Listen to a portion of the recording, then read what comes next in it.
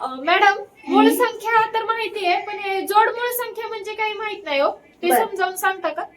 आता तुम्हाला जोडमूळ संख्या माहित नाही हे तुम्हाला मी समजावून सांगणार, त्यासाठी हा प्रश्न तुमच्या समोर दिसत असेल.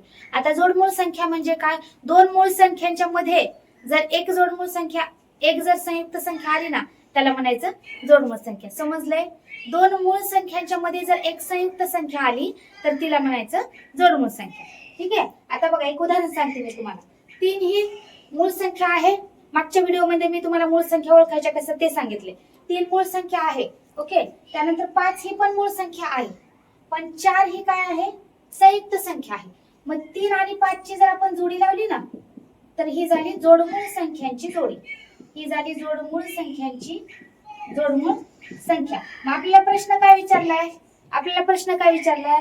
की 1 ते 100 मधील सर्वात मोठ्या जोडमूळ संख्येच्या जोडीची बेरीज किती? आता 1 ते 100 मध्ये सर्वात मोठी जोडमूळ संख्येची जोडी, तर जोडमूळ संख्येची जोडी आहे 71 आणि 73. 71 आणि 73 या दोन संख्येची जर जोडी आपण लावली तर ही जोडमूळ संख्येची जोडी आहे.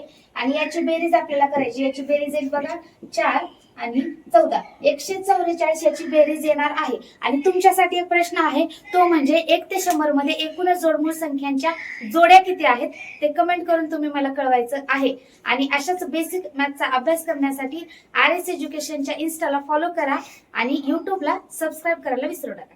धन्यवाद.